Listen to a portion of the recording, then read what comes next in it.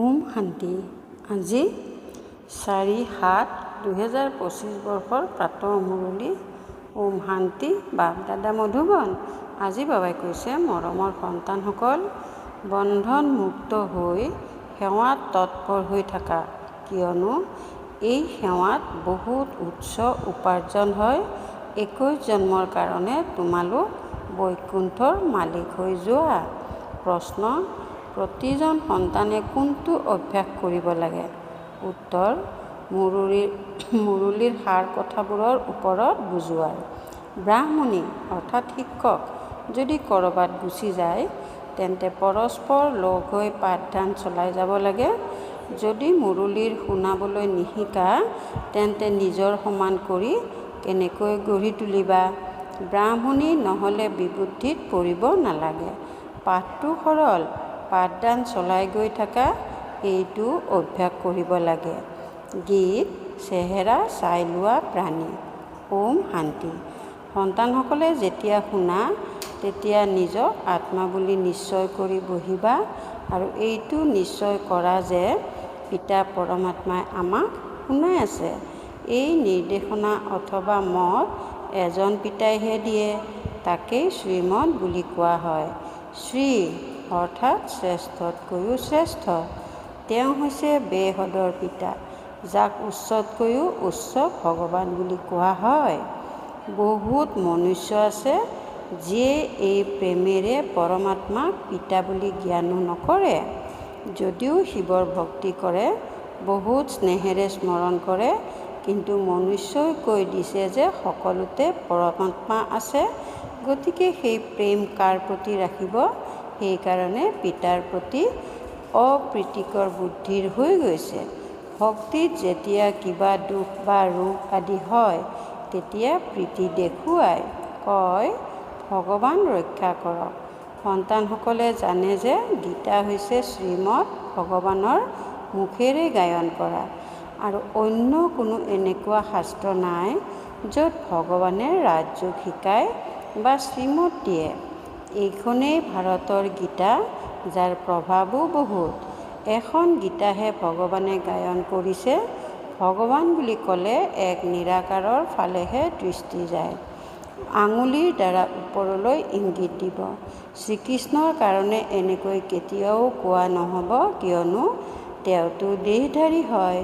তোমালোকে এতিয়া তেওঁৰ সৈতে সম্পৰ্কৰ কথা জানিছা, সেইকাৰণে কোৱা হয় পিতাক স্মৰণ কৰা, তেওঁৰ সৈতে প্ৰীতি ৰাখা। আত্মাই নিজৰ পিতাক স্মৰণ কৰে। এতিয়া সেই ভগৱানে সন্তানসকলক পঢ়াই আছে, গতিকে সেইটো নিচা বহুত বাঢ়ি থাকিব লাগে আৰু নিচা স্থায়ীও হ'ব লাগে। এনেকুৱা নহয় যে ব্ৰাহ্মণী সন্মুখত থাকিলে তেতিয়া নিচা থাকিব, ব্ৰাহ্মণী নাথাকিলে নিচা উৰি যাব।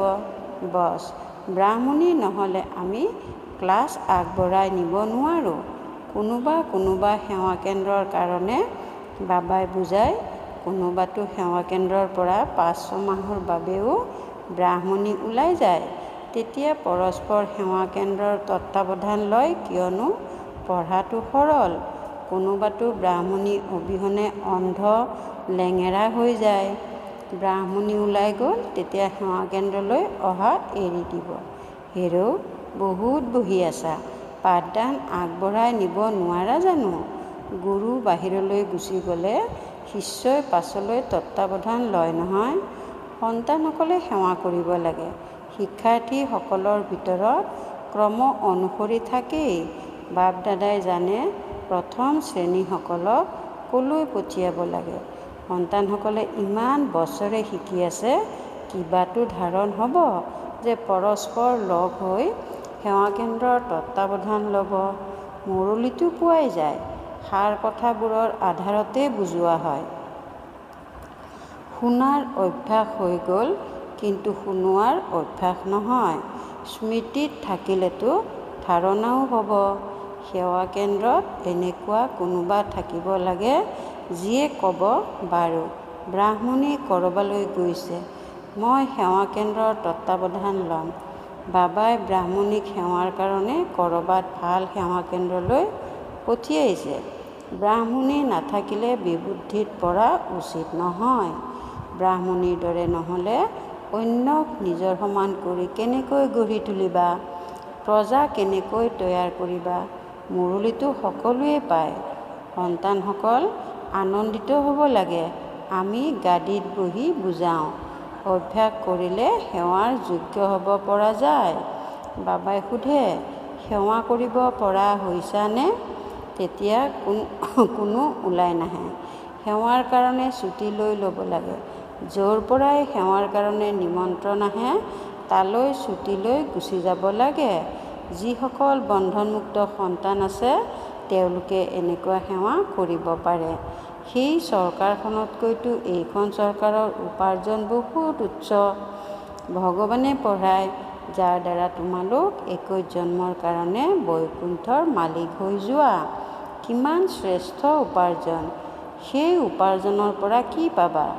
অলপ সময়ৰ বাবে সুখ। ইয়াতো বিশ্বৰ মালিক হৈ যোৱা। যাৰ দৃঢ় নিশ্চয়তা আছে তেওঁলোকেতো ক'ব, আমি এই সেৱাত লাগি যাওঁ। কিন্তু সম্পূৰ্ণ নিচা থাকিব লাগিব। চাব লাগে যে আমি কাক বুজাব পাৰোঁ। বহুত সহজ। কলিযুগৰ অন্তত ইমান কোটি মনুষ্য, সত্যযুগত নিশ্চয় কম হ'ব। তাৰ স্থাপনাৰ কাৰণে নিশ্চয় পিতা সংগমতেই আহিব। পুৰণি সৃষ্টিৰ বিনাশ হ'ব। মহাভাৰতৰ যুদ্ধও প্ৰসিদ্ধ। এই যুদ্ধ তেতিয়াহে হয় যেতিয়া ভগৱান আহি সত্যযুগৰ কাৰণে ৰাজযোগ শিকাই ৰজাৰো ৰজা কৰি তোলে। কৰ্মাতীত অৱস্থা প্ৰাপ্ত কৰাই তেওঁ কয়, দেহ সহিত দেহৰ সকলো সম্বন্ধ এৰি মামেকম অৰ্থাৎ কেৱল মোক স্মৰণ কৰিলে পাপ খণ্ডন হৈ গৈ থাকিব। নিজক আত্মা বুলি বুজি পিতাক স্মৰণ কৰা, এইটোৱেই পৰিশ্ৰম। যোগৰ অৰ্থ এগৰাকী মনুষ্যয়ো নাজানে। পিতাই বুজায়, ভক্তিমাৰ্গো ড্ৰামাত নিৰ্ধাৰিত আছে। ভক্তিমাৰ্গ চলিবই। জ্ঞান, ভক্তি, বৈৰাগ্যৰ খেল ৰচি থোৱা আছে। বৈৰাগ্যও দুই প্ৰকাৰৰ। এক সদৰ বৈৰাগ্য, দ্বিতীয়তে হৈছে এই বেহদৰ বৈৰাগ্য। এতিয়া তোমালোক সন্তানসকলে গোটেই পুৰণি সৃষ্টিখনক পাহৰি যাবৰ বাবে পুৰুষাৰ্থ কৰা, কিয়নো তোমালোকে জানা যে আমি এতিয়া শিৱালয় পবিত্ৰ সৃষ্টিলৈ গৈ আছোঁ। তোমালোক সকলো ব্ৰহ্মা কুমাৰী ভাই ভনী হোৱা। বিকাৰী দৃষ্টি যাব নোৱাৰে। আজিকালিতো সকলোৰে দৃষ্টি কুদৃষ্টি হৈ গ'ল। তমোপ্ৰধান হ'ল নহয়। ইয়াৰ নামেই হৈছে নৰক। কিন্তু নিজকে জানো নৰকবাসী বুলি বুজে? নিজৰ পৰিচয় নাই, সেয়েহে কৈ দিয়ে স্বৰ্গ নৰক ইয়াতেই আছে। যাৰ মনত যি আহে সেয়াই কৈ দিয়ে। ইয়াততো কোনো স্বৰ্গ নাই। স্বৰ্গততো ৰাজধানী আছিল, ধাৰ্মিক শ্ৰেষ্টাচাৰী আছিল, কিমান শক্তি আছিল। এতিয়া পুনৰ তোমালোকে পুৰুষাৰ্থ কৰি আছা, বিশ্বৰ মালিক হৈ যাবা। ইয়ালৈ তোমালোক আহাই বিশ্বৰ মালিক হ'বলৈ। স্বৰ্গ স্থাপনা কৰোঁতা ঈশ্বৰ পিতা, যাক শিৱ পৰমাত্মা বুলি কোৱা হয়, তেওঁ তোমালোকক পঢ়ায়। সন্তানসকলৰ কিমান নিচা থকা উচিত? একেবাৰে সহজ জ্ঞান। তোমালোক সন্তানসকলৰ মাজত যিবোৰ পুৰণি অভ্যাস আছে সেইবোৰ ত্যাগ কৰিব লাগে। ঈৰ্ষাৰ অভ্যাসেও বহুত লোকচান কৰি দিয়ে। তোমালোকৰ সকলো নিৰ্ভৰ কৰে মুৰলীৰ ওপৰত। তোমালোকে যাকে হ'লেও মুৰলীৰ দ্বাৰা বুজাব পাৰা, কিন্তু অন্তৰত ঈৰ্ষা থাকে। এওঁ জানো ব্ৰাহ্মণী, এওঁ কি জানে, বছ পিছদিনাখন নাহিবই। এনেকুৱা পুৰণি অভ্যাসবোৰ আছেই, যাৰ কাৰণে অহিতো হয়। জ্ঞানটো একেবাৰেই সহজ। কুমাৰীসকলৰতো কোনো পেচাগত কাম কাজ আদিও নাই। তেওঁলোকক সোধা হয়, সেই পঢ়া ভাল নে এই পঢ়া ভাল? তেতিয়া কয়, এয়া বহুত ভাল বাবা, এতিয়া আমি সেই পঢ়া নপঢ়োঁ। অন্তৰে নিবিচাৰে। লৌকিক পিতাৰ জ্ঞান নাথাকিলেতো মাৰ খাব। আকৌ কোনো কন্যা দুৰ্বলো হয়। বুজাব লাগে নহয় যে এই পঢ়াৰ দ্বাৰা মই মহাৰাণী হ'মগৈ। সেই পঢ়াৰ দ্বাৰা কি পাই পইচাৰ চাকৰি কৰিম? এই পঢ়াইটো ভৱিষ্যত 21 জন্মৰ কাৰণে স্বৰ্গৰ মালিক কৰি তোলে। প্ৰজাও স্বৰ্গবাসীটো হয় নহয়। এতিয়া সকলো হৈছে নৰকবাসী। এতিয়া পিতাই কয়, তোমালোক সৰ্বগুণ সম্পন্ন আছিলা, এতিয়া তোমালোকেই কিমান তমোপ্ৰধান হৈ গৈছা, চিৰি তললৈ অৰ্থাৎ অৱনমিত হৈ নামি আহিছা। ভাৰত যাক সোণৰ চৰাই অৰ্থাৎ অতি সমৃদ্ধশালী বুলি কোৱা হৈছিল, এতিয়াতো পাথৰৰ বুলিও নকয়। ভাৰত 100% চহকী আছিল, এতিয়া 100% কঙাল হৈ গ'ল। তোমালোকে জানা যে আমি বিশ্বৰ মালিক পাৰসনাথ আছিলোঁ। পুনৰ 84 জন্ম লৈ লৈ এতিয়া পাথৰনাথ হৈ গ'লোঁ। হওঁতেতো মনুষ্যই হয়, কিন্তু পাৰসনাথ আৰু পাথৰনাথ বুলি কোৱা হয়। গীতো শুনিলা, নিজৰ অন্তৰখন চোৱা, মই কিমানলৈকে লায়ক হৈছোঁ। নাৰদৰ উদাহৰণ আছে নহয়, প্ৰতিদিনে তললৈ নামি আহে। তললৈ নামি নামি একেবাৰে পিটনিৰ ডিঙিলৈকে আবদ্ধ হৈ যায়। এতিয়া তোমালোক ব্ৰাহ্মণসকলে সকলোকে টিকনিত ধৰি পিটনিৰ পৰা বাহিৰলৈ উলিয়াই আনা, অন্য কোনো ঠায়েই নাই ধৰিবলৈ। সেয়েহে টিকনিত ধৰিবলৈ সহজ হয়। পিটনিৰ পৰা বাহিৰ কৰিবলৈ টিকনিত ধৰিবলগীয়া হয়। পিটনিত এনেকৈ আবদ্ধ হৈ আছে যে তাৰ কথাই নুসুধিবা। ভক্তিৰ ৰাজ্য হয় নহয়। এতিয়া তোমালোকে কোৱা যে, বাবা আমি কল্প পূৰ্বে ৰাজ্য ভাগ্য ল'বলৈ আপোনাৰ ওচৰলৈ আহিছিলোঁ। লক্ষ্মী নাৰায়ণৰ মন্দিৰ যদিও নিৰ্মাণ কৰি থাকে, কিন্তু তেওঁলোকে এইটো নাজানে যে এওঁলোক অৰ্থাৎ লক্ষ্মীনাৰায়ণ বিশ্বৰ মালিক কেনেকৈ হ'ল। এতিয়া তোমালোক কিমান বিচাৰ বুদ্ধি সম্পন্ন হৈছা। তোমালোকে জানা যে এওঁলোক অৰ্থাৎ লক্ষ্মীনাৰায়ণে ৰাজ্যভাগ্য কেনেকৈ প্ৰাপ্ত কৰিলে, আকৌ 84 জন্ম কেনেকৈ ল'লে। বিৰলাই অৰ্থাৎ এগৰাকী চহকী ব্যক্তি কিমান মন্দিৰ নিৰ্মাণ কৰে। যেনেকৈ পুতলা সাজে, সেয়া হৈছে সৰু সৰু পুতলা, এয়া আকৌ বৃহৎ পুতলা নিৰ্মাণ কৰে। চিত্ৰ অংকন কৰি পূজা কৰে। তেওঁলোকৰ বৃত্তিক নজনাতো সেয়া পুতলাৰ পূজা হৈ নগ'ল জানো। এতিয়া তোমালোকে জানা, পিতাই আমাক কিমান চহকী কৰি তুলিছিল, এতিয়া কিমান গৰীব হৈ গৈছে। যিসকল পূজ্য আছিল সেইসকলেই এতিয়া পূজাৰী হৈ গ'ল। ভক্তসকলে ভগৱানৰ কাৰণে কৈ দিয়ে, তেওঁৱেই পূজ্য, তেওঁৱেই পূজাৰী। আপুনিয়েই সুখ দিয়ে, আপুনিয়েই দুখ দিয়ে, সকলোবোৰ আপুনিয়েই কৰি থাকে।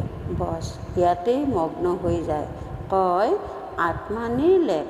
যিহকে পোৱা খোৱা বোৱা আনন্দ কৰা, শৰীৰত লেপ পৰে, সেয়া গংগাত স্নান কৰিলেই শুদ্ধ হৈ যাব। যি বিচৰা তাকে খোৱা, কি ফেশ্বন। বছ যিয়ে যি ৰীতি নীতি অভ্যাস কৰিলে সেয়াই প্ৰচলিত হৈ যায়। এতিয়া পিতাই বুজায়, বিষয় সাগৰৰ পৰা ওলাই শিৱালয়লৈ ব'লা। সত্যযুগক ক্ষীৰসাগৰ বুলি কোৱা হয়, এইখন হৈছে বিষয় সাগৰ। তোমালোকে জানা যে আমি 84 জন্ম লৈ পতিত হৈ গ'লোঁ। সেইবাবেহে পতিত পাৱন পিতাক আহ্বান জনোৱা। চিত্ৰৰ ওপৰত বুজালে তেতিয়া মনুষ্যই সহজে বুজি পায়। চিৰিৰ চিত্ৰত সম্পূৰ্ণভাৱে 84 জন্মৰ কাহিনী আছে। ইমান সহজ কথাও কাৰোবাক বুজাব নোৱাৰিলে তেতিয়া বাবাই বুজিব যে পূৰাকৈ নপঢ়ে, উন্নতি নকৰে। তোমালোক ব্ৰাহ্মণসকলৰ কৰ্তব্য হৈছে ভোমোৰাৰ দৰে পোক পতংগক ভোঁ ভোঁ কৰি নিজৰ সমান কৰি তোলা, আৰু তোমালোকৰ পুৰুষাৰ্থও হ'ল সাপৰ দৰে পুৰণি ছাল অৰ্থাৎ মুঠ এৰি নতুন লোৱাৰ। তোমালোকে জানা যে এয়া পুৰণি পচি যোৱা শৰীৰ, ইয়াক এৰিব লাগে। এই সৃষ্টিও পুৰণি, শৰীৰো পুৰণি, এয়া এৰি এতিয়া নতুন সৃষ্টিলৈ যাব লাগে। তোমালোকৰ এই পঢ়া হৈছেই নতুন সৃষ্টি স্বৰ্গৰ কাৰণে।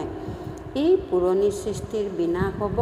সাগৰৰ এটা ঢৌত সকলো তছনছ হৈ যাব। বিনাশটো হ'বই নহয়। প্ৰাকৃতিক দুৰ্যোগৰ পৰা কোনেও ৰক্ষা পাব নোৱাৰে। ভাল বাৰু, অতি মৰমৰ কল্পৰ পাছত পুনৰাই মিলিত হোৱা সন্তানসকলৰ প্ৰতি মাতা পিতা বাপ দাদাৰ স্নেহপূৰ্ণ স্মৰণ আৰু সুপ্ৰভাত। আত্মিক পিতাৰ আত্মিক সন্তানসকলৰ প্ৰতি নমস্কাৰ। ধাৰণাৰ বাবে মুখ্য সাৰ ১ নম্বৰ, ভিতৰত ঈৰ্ষা আদিৰ যি পুৰণি অভ্যাস আছে সেয়া এৰি পৰস্পৰ অতি স্নেহেৰে মিলিজুলি থাকিব লাগে। ঈৰ্ষাৰ বাবে পঢ়া এৰিব নালাগে। ২ নম্বৰ, এই পুৰণি পচি যোৱা শৰীৰৰ বোধ এৰি দিব লাগে। ভোমোৰাৰ দৰে জ্ঞানৰ ভৌ ভৌ কৰি কীটবোৰক নিজৰ সমান কৰি গঢ়ি তোলাৰ সেৱা কৰিব লাগে। এই আত্মিক বেপাৰত লাগি যাব লাগে। বৰদান, মনৰ বন্ধনৰ পৰা মুক্ত অতীন্দ্ৰিয় সুখৰ অনুভূতি কৰোঁতা মুক্তিদাতা হোৱা। মনৰ বন্ধনৰ পৰা মুক্ত অতীন্দ্ৰিয় সুখৰ অনুভূতি কৰোঁতা মুক্তিদাতা হোৱা। অতীন্দ্ৰিয় সুখত ডুলি থকা এয়া সংগমযোগী ব্ৰাহ্মণৰ বিশেষত্ব। কিন্তু মনৰ সংকল্পৰ বন্ধনে আন্তৰিক আনন্দ বা অতীন্দ্ৰিয় সুখৰ অনুভৱ কৰিবলৈ নিদিয়ে। ব্যৰ্থ সংকল্প, ঈৰ্ষা, অমনোযোগিতা বা আলস্যৰ সংকল্পৰ বন্ধনত বান্ধ খোৱা মানেই মনৰ বন্ধন। এনেকুৱা আত্মাই অভিমানৰ বশত আনৰেই দুখৰ কথা ভাবি থাকে। তেওঁলোকৰ উপলব্ধি কৰাৰ শক্তি সমাপ্ত হৈ যায়। সেইকাৰণে এই সূক্ষ্ম বন্ধনৰ পৰা মুক্ত হোৱা, তেতিয়া মুক্তিদাতা হ'ব পাৰিবা। শ্লোগান, আনন্দৰ খনিৰে এনেকৈ সম্পন্ন হৈ থাকা যাতে তোমালোকৰ ওচৰলৈ দুখৰ লহৰো নাহে। আনন্দৰ খনিৰে এনেকৈ সম্পন্ন হৈ থাকা যাতে তোমালোকৰ ওচৰলৈ দুখৰ লহৰো নাহে। ওম শান্তি। অব্যক্ত সংকেত, সংকল্প শক্তি জমা কৰি শ্ৰেষ্ঠ সেৱাৰ নিমিত্ত হোৱা। যিকোনো শ্ৰেষ্ঠ সংকল্পৰূপী বীজ ফলপ্ৰসূ কৰাৰ সহজ সাধন এটাই, সেয়া হৈছে সদায় বীজৰূপ পিতাৰ পৰা সকলো সময়ত সৰ্বশক্তিৰ বল আহৰণ কৰি সেই বীজত ভৰাই থাকা। বীজৰূপৰ দ্বাৰা তোমালোকৰ সংকল্পৰূপী বীজ সহজ আৰু স্বতঃ বৃদ্ধি হৈ ফলপ্ৰসূ হৈ যাব। সংকল্প শক্তি জমা হৈ যাব। ওম শান্তি।